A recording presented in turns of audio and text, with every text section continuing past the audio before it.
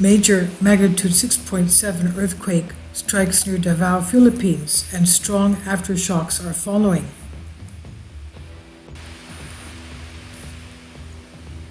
No reports about any victims or damages caused by this earthquake. No tsunami alert has been declared. The earthquake of magnitude 6.7 struck 58 kilometers or 36 miles southwest of Davao, southern Philippines, reported by Euro-Mediterranean Seismological Center. It was 6.8 originally. USGS downgraded it to 6.7. U.S. Geological Survey reported Philippines hit Tuesday by a 6.6 magnitude earthquake. The tremor was registered at 1:04 GMT. The island of Mindanao, that's 14 kilometers or over 8 miles east of the settlement of Boal. Epicenter of the earthquake located at a depth of 15 kilometers. We know that it's on the Ring of Fire, and this area also had a previous earthquake of 6.4 magnitude a few days ago on October 16th, hitting near Philippine island of Mindanao. The earthquake occurred 62 kilometers south of Davao, depth of 20 kilometers. No casualties or destruction have been reported that earthquake either. And as we know, the Philippines is a very seismic active zone. It's on the Ring of Fire and often suffers from powerful earthquakes. This area lies along the border between the Philippine Sea Plate and the Eurasian Plate, which are colliding and increasing the seismological activity of the area. In 1976, Moro Gulf earthquake, which caused a powerful tsunami, is the deadliest recorded earthquake in the history of the Philippines. Let's take a quick look at this together. We are at Seismo Berkeley, and this is the location. This was the one that was 6.6, downgraded by USGS to 6.6. And as you can see, we've had this one of 5 magnitude, and this one is even bigger, 5.8. So it's still rocking with very strong earthquakes, as you can see. This is the area. Okay, right there on the Ring of Fire.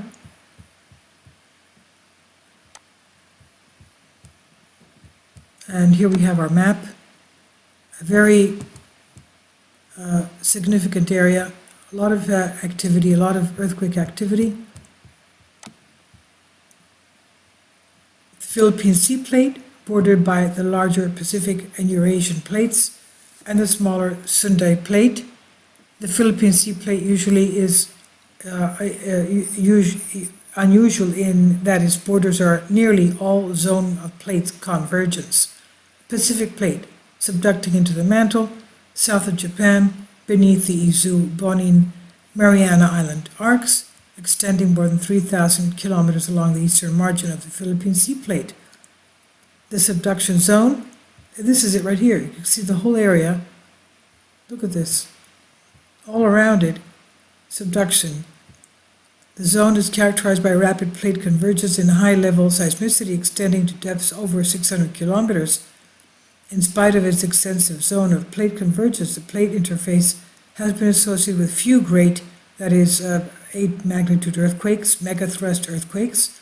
This low seismic energy release is thought to result from weak coupling along the plate interface.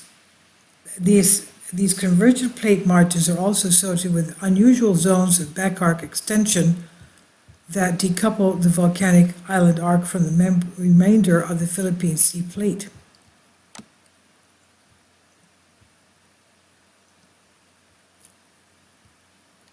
It's moving at about 80 millimeters a year, oblique to the plate boundary along the 2 plate margins, partitioned onto orthogonal plate convergence.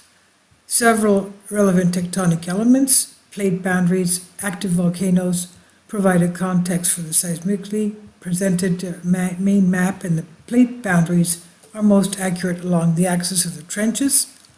Seismic activity along the boundary of the Philippine Sea Plate has produced 7 magnitude earthquakes, 7 greater than 8 earthquakes, and 250 larger than 7 earthquake events. Among the most destructive events were the Canto 1923, and 1948 Fukui, 1995 Kobe, Japan earthquakes, and 1935, 1999 Chichi, Taiwan earthquakes, 1976, that was a magnitude to 7.6 Morro Gulf, and 7.6 again in 1990 at Luzon.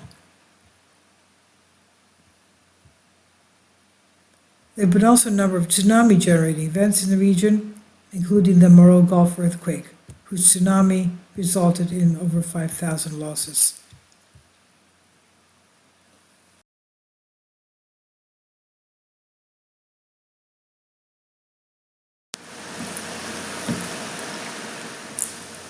If you'd like to join me on my Patreon account, you will hear content not covered by mainstream media. These riveting stories will be based on my research, and I will state my opinions and give my personal insight on diverse and controversial subjects and world events not covered by mainstream media, and not supported by YouTube guidelines. So whatever I have on my Patreon, most of those will not be on my YouTube channel. Please consider becoming a member today. More of the most significant and important videos will be on my Patreon channel. Your support helps me to continue my research and keeps this YouTube channel alive. And we depend on your support, your generous charity, because we help economically challenged families here in Athens, Greece, in Kapota, and we also help the young generation with university tuition and the community around our church. Thank you.